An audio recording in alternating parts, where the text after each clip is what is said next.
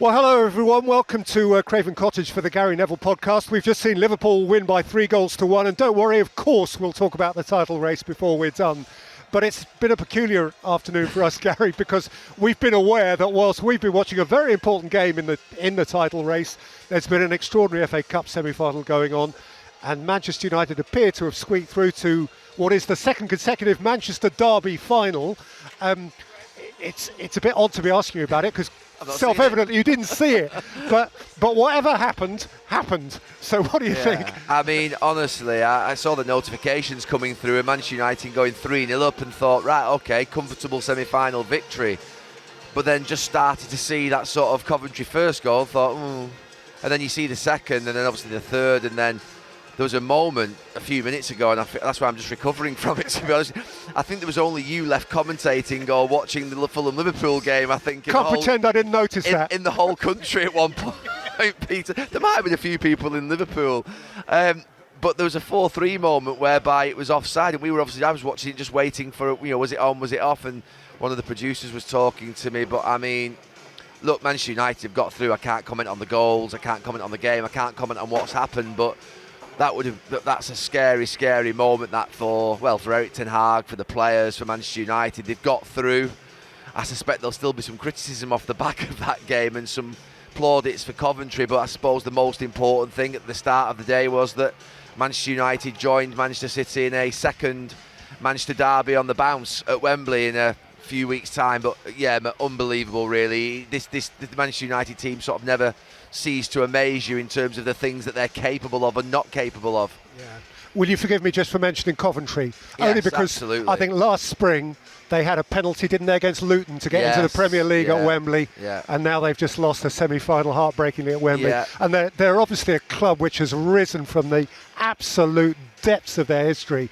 And I mean, wow, what it must feel like to be a fan of that club today. And all I could think about, I mean, I played with Mark Robins at Manchester United as a youngster, and thinking about the impact that he had on Manchester United's history and Sir Alex Ferguson's time. Obviously, we don't know whether the club would have followed through with sacking Sir Alex Ferguson if they hadn't have sort of won the FA Cup that season. But that goal at Forest is widely regarded as being one of the most important goals in terms of determining a period of time. And the idea today that would have had, I think, a huge impact upon Manchester United's modern history, because the fallout from that game of Manchester United losing Mark Robins' Coventry going through to an FA Cup final would have been big. It would have been seismic. And look, Coventry have obviously done something incredible there today. We don't know what it is yet. We've not seen it, but we know it's incredible to come back from 3-0 down. No, clearly, and funnily enough, it arrives on what is the second anniversary of Erik ten Hag's appointment. And again, we haven't seen the game. We have to keep saying that, but it sort of frames it, doesn't it? Yeah. 2 years in, we're reaching this moment of flux, this change of ownership, and listen, he's won by a penalty kick, so he's still in it. He's got to 2 cup finals. He won a League Cup last year. It's difficult to keep putting it into some sort of context, but 2 years in, where are you? Confused. I think confused, and that's the not knowing sort of what stage of the journey we're on, not knowing what sort of the idea is in terms of style of play. I think it's been talked about many times. The players looking a little sort of disinterested some weeks, other weeks not, and it being quite confusing. There's no sort of suggestion here that the players are chucking the towel in or anything like that and not playing for him, because they come out some weeks and give you a brilliant performance. We've seen in the FA Cup only a few weeks ago against Liverpool, but they have some real lows, and the ups and downs, the lack of consistency and reliability is obviously there for all to see. I don't think there's anybody screaming and shouting about Manchester United anymore. I think we all know what this is this season. It feels like the season needs to end, but it still could end with a trophy. And trophies should never be sniffed at. The idea that Erik ten Hag could, in a few weeks' time, now they're playing Manchester City, we know how difficult that is, but the idea that Erik ten Hag could finish with basically 2 trophies, another final at Wembley last season, getting into the Champions League last season. A lot of injuries, no doubt a lot of injuries, even though they are predominantly in 1 or 2 areas, and there should be no way at the levels of performance we see.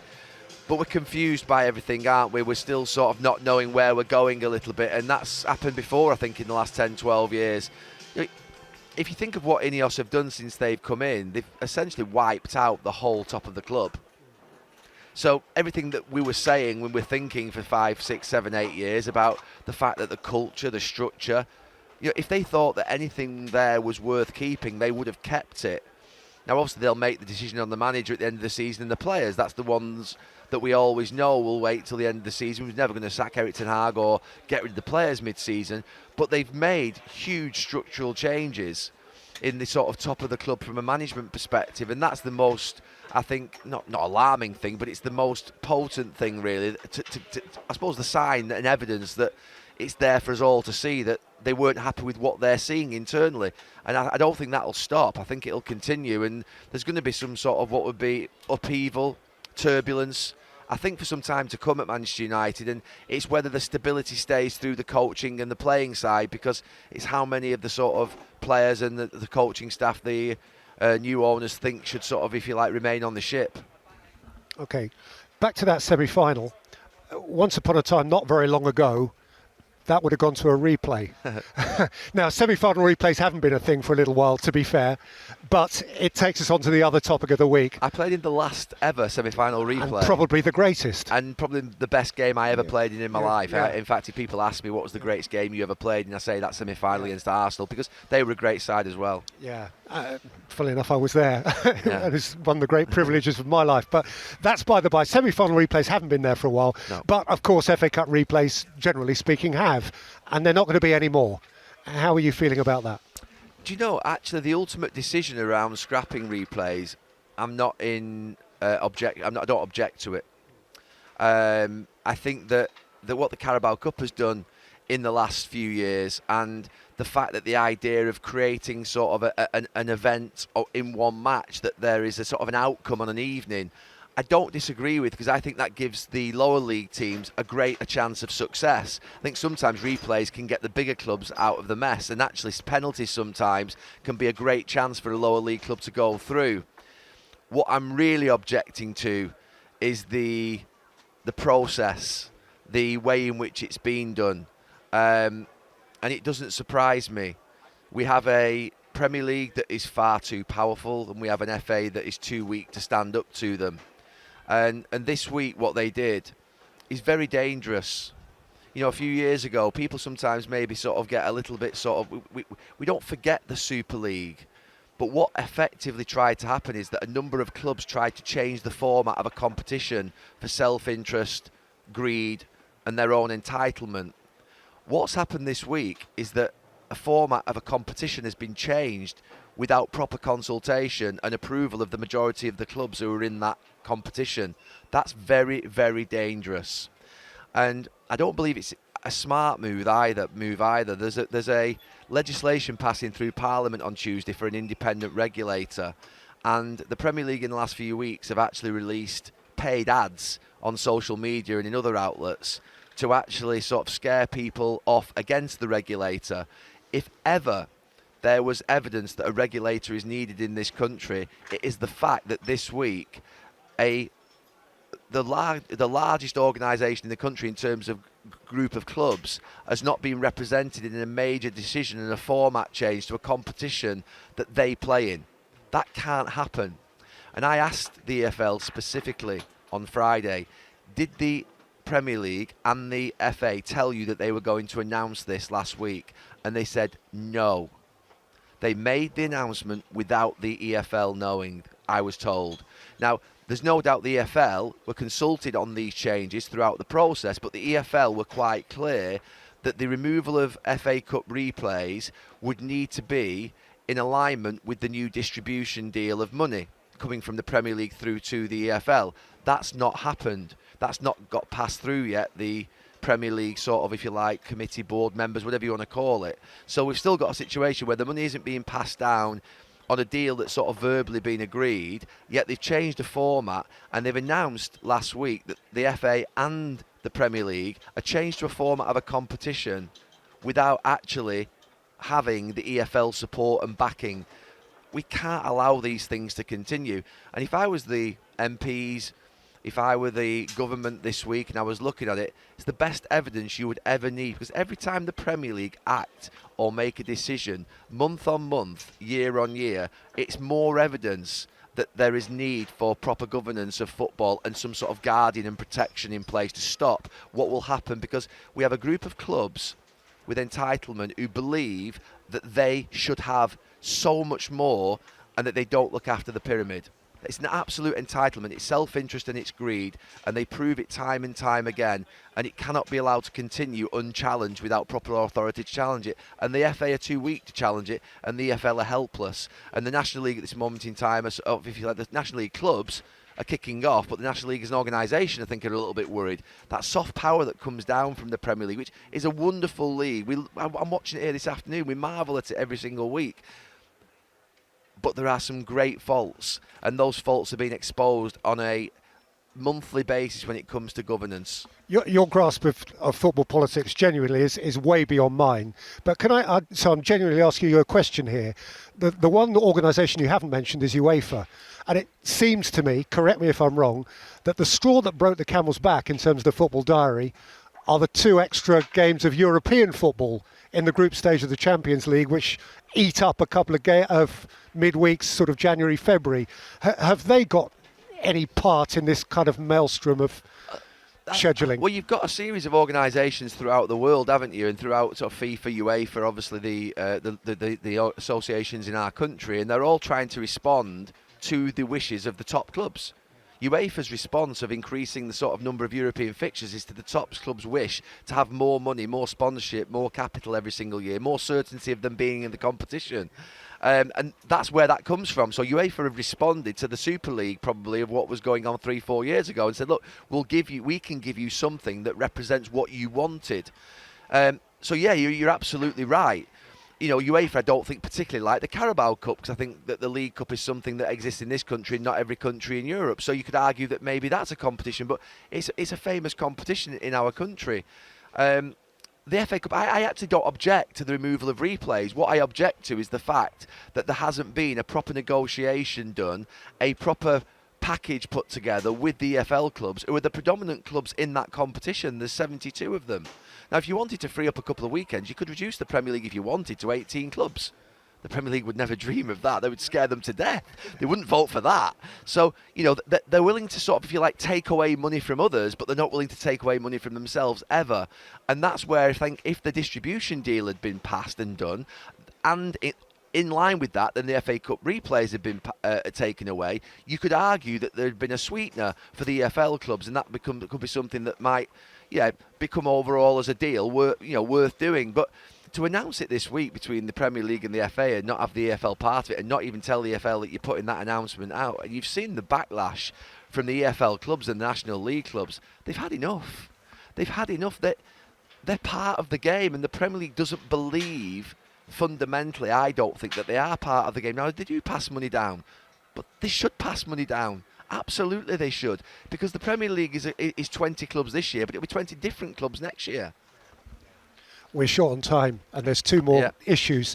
One is Nottingham Forest and the statement they announced, they put out today in the wake of their defeat at Everton. What are you thinking? Oh, I mean, I spoke about this really passionately about a month or 6 weeks ago on this podcast about the appointment of Mark Clattenburg, the behaviour of the owner on the side of the pitch, and how, Nottingham Forest have had some poor decisions against them this year.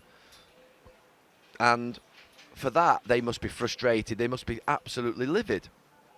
And we all have great empathy and sympathy for that. But they're grabbing defeat from victory.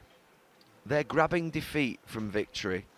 They could sit there. Now, what they could say is, well, why should we continue to be, badly done to and not say anything? Yeah, of course you can potentially come out at the end of the game. Your manager is a great spokesman at the end of the game. So is your captain, to be able to come out and say that we're not accepting the quality of decisions that are going against us, and that would have a real impact. You could, if you wanted. I'm not a fan, I'll be honest with you, of written statements from the club per se, just full stop, when it comes to actually talking about referees. I just don't believe that that's a line you should cross. I think managers can say, as my manager did back in the day, or players did, we got a shocker today. That was a disgraceful decision. What the hell are the officials playing at? You might get a little bit of a fine, and the club might cover it for you because you do a deal with the sort of, if you like, chairman, that, look, we're going to have to go out and defend ourselves here and put a marker down. All those things have happened in the past.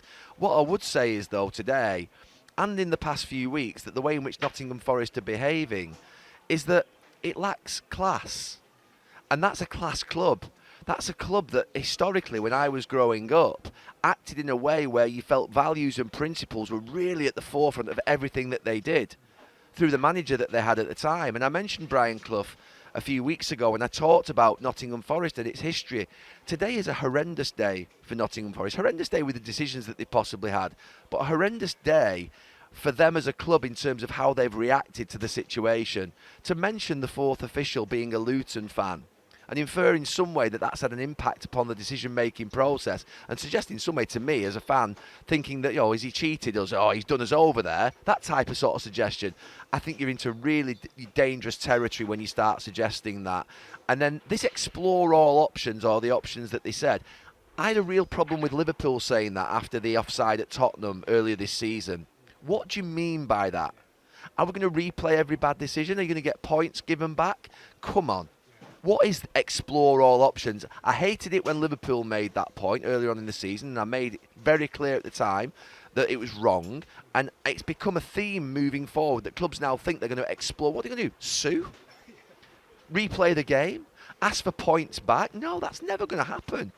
Unless you can prove somehow that there is absolute wrongdoing, which there won't be in that sense. I can't believe there is. It's just a nonsense. So, look, I'm disappointed for Nottingham Forest, for their players, for their fans, but I'm disappointed in Nottingham Forest for the way in which they've acted. It's a horrendous tweet that they've put out there, and they will regret that. They will regret that as a football club, and they'll look back upon it, and there'll be people within the football club who will, I'm sure, disagree with it. Someone is driving this behaviour, this cultural behaviour of sort of, the way in which they're handling these sort of, if you like, poor decisions, and it's not the right way to do it. Okay, you've got 2 minutes on the title race now. We saw Arsenal win at Wolves. Yeah. And in a very similar sort of fixture, we saw Liverpool win at Fulham. So how's it progressed? I always think when you get to this... Look, last weekend we left the Emirates, didn't we? And we weren't deflated, but we were a little bit... that three-horse, all of a sudden, City rise to the top. You just think, here we go. The machine's in front. It's just going to be simple. But there were very important victories this weekend for Arsenal and Liverpool. And there were struggles. There were awkward games before. You looked at them, Wolves and Fulham. Oh, nasty little ones, those. And you know that if you're not good in those games and you're not at your best and you don't dig in, you'll get beat up. And I'm glad. I'm glad for more ways than one that we've got a three-horse title race, but the fact that Arsenal and Liverpool's season were just on a little bit of an edge, weren't they, coming into this weekend, having gone out of Europe and just that little wobble last weekend. You could see it almost just starting to sort of drift away a little bit. But now those victories, I think, will just reset them. Obviously, they've got difficult games in midweek. I think Arsenal play Chelsea and Liverpool play Everton in a Merseyside derby. But they have to make sure they're 4 points in front. Find a way to get in front by 4 points and keep Manchester City honest. I was involved in probably 12 to 13, 14 title races and won 8 of them, but lost 6 of them. So I had good experience of losing a title race. And the ones where you lost, where you thought you didn't keep the opposition team that won it honest, because you thought, well, they're 3 points in front or they're 2 points in front, so you think, oh... And then you drop points, but then they do, and you think, oh no, if we'd have won our game, actually, we'd have been okay. So it's about keeping Manchester City honest, making Manchester City win every single match. And what Liverpool and Arsenal have to think, that we've got to win every game. You must win every game to win the title. We've got to go on the run of our lives. They're capable of it. If you look at sometimes the collective group of games as a 5, it can seem overwhelming. But if you look at them individually, they can become a run of games that you think, actually, I fancy ourselves to beat them. I fancy ourselves to beat them. I mean, Arsenal play Chelsea and Tottenham now this week. So this is it. They go to Manchester United in a few weeks, which will be a tough game for them. But this is the week for Arsenal, really, because if they win those 2 games, they'll really, their shoulders will be up. Liverpool, they'll have had 3 away games in a week by the end of the week. So if they win their 2 games that they've got in the rest of this week, they'll feel like that as well. So a really big week coming up, a pivotal week. Manchester City go to Brighton Thursday. they're back on track, Manchester City. I think they've done the same job, actually. I watched their game last night against Chelsea. I thought Chelsea did really well, by the way. I want to mention Chelsea because I was critical of them in the final after the Liverpool extra time. But I thought some of their play against Manchester City in terms of the defensive work and how they're structurally set up and defending was brilliant. But Manchester City got through that game. That was big for Manchester City. So well done to City, Arsenal, Liverpool for getting through this weekend, having been knocked out of Europe. I've been there. It's not easy to recover mentally, but they have done. But this is a huge week we've got in front of us now. It surely is. And we'll see you again at Goodison on Wednesday. Wednesday night. Yeah, You will. lovely. Thank you. Thanks, Thank Gary. you.